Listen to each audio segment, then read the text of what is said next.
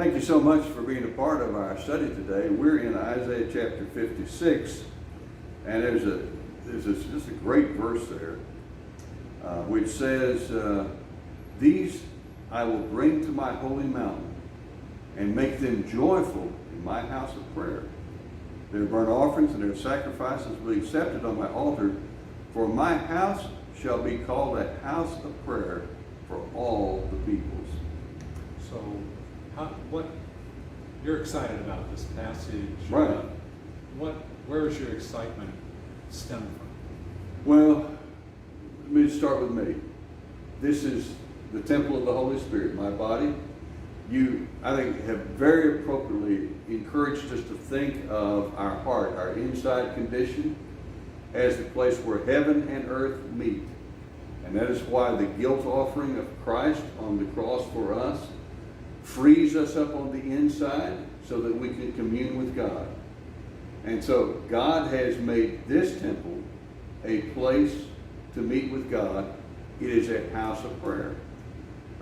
He has also then made the local church a house of prayer, where people are connected with God through just communing with Him through prayer.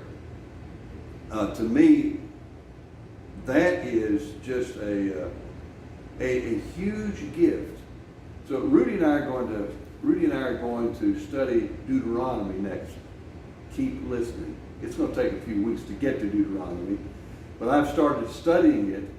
And one of the things that the author that I'm reading on Deuteronomy said is, God gave His people the greatest gift of all, and that is the ability to have an intimate relationship with the Creator.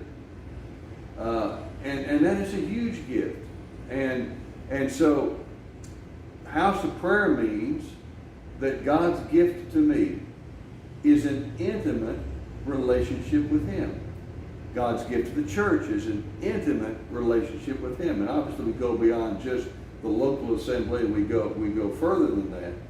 But that is just this enormous gift for us.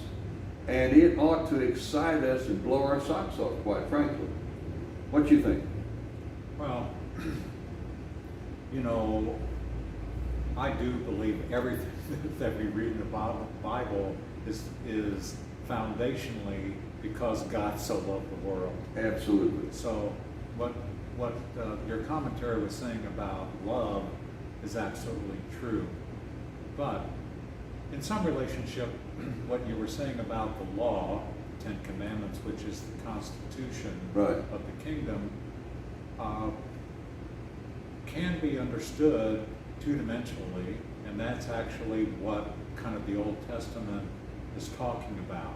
And then it breaks into the New Testament with the gift of the Holy Spirit given to us 50 days after the resurrection on the anniversary of the Ten Commandments. Okay, let me draw this out, because this is really something you don't want to miss.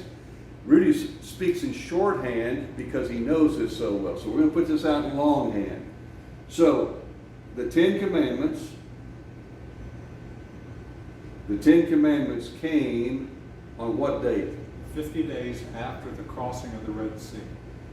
Exactly 50 days. Didn't we? 10 Commandments came 50 days, and that's crossing after the Red Sea.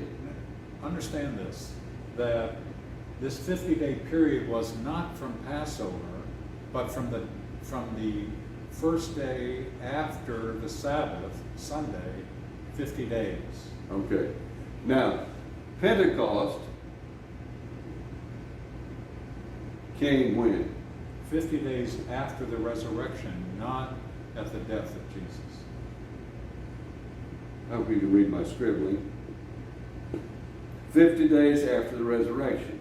Which is the anniversary of the Ten Commandments. So, anniversary. Isn't that marvelous? Got that? The two greatest gifts from God were given to us on this particular date, which doesn't have a date, but it is 50 days after the Sabbath that's within the 7 days of unleavened bread. And all of this is because God so loved the world. Now, when Jesus came and he spoke to the religious leaders in the temple, and he said, "You have made my Father's house," which should be a house of prayer, "into a den of robbers." Jesus was picturing for us what we can make out of what is God's great gift of love, and we can make it into something less than what he intended it to be. Yeah, there is no doubt that everybody, that all the Jews were supposed to pilgrimage to Jerusalem, and really you'd be there for almost a full month, because the first day of the 7th month was a holiday. The 10th day of the 7th month was the Day of Atonement, and then 5 days later you come into another 8-day holiday. So you're there for about a month. So there was no way that you could bring all the sacrifices to Jerusalem that you actually wanted to do during this month. So it was necessary for people to bring sacrifices there that you could buy. Right. God wasn't saying that there shouldn't be the exchange, because he had told them in Deuteronomy and in Numbers that if the distance was so far, then actually exchange it into money and buy what you need when you're in Jerusalem. So Jesus wasn't saying that the commerce that was going on in buying a sacrifice shouldn't be there. He was saying that it should not be in the temple. Okay. That defiled the temple. Right. So that's the history. That's the history. The temple is the heart. I've been a preacher for 50 years, and sometimes I had a job rather than a relationship. I know how to do being a preacher, all right? But it cannot be just doing my job. It has to be living in a relationship. I can't tell you the number of sermons that I preached that were just a job. I knew how to put together a sermon. I knew how to say the words. I know how to communicate with people. And God was probably screaming, "Bob, there's so much more. I made you to be a house of prayer. I made you to commune with me. I made you to live in that love relationship that is behind all of my activity. I made you for that. Come on. Fulfill what I've given you to do."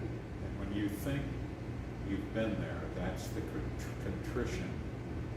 That's what breaks your heart. Right. That's what humbles you, and that's the spot you can talk to. Absolutely. Absolutely. Hey, thank you all for being a part of this. We've got a couple of people wanting to come eat lunch at Cricket Frack. So God bless you. We'll see you later.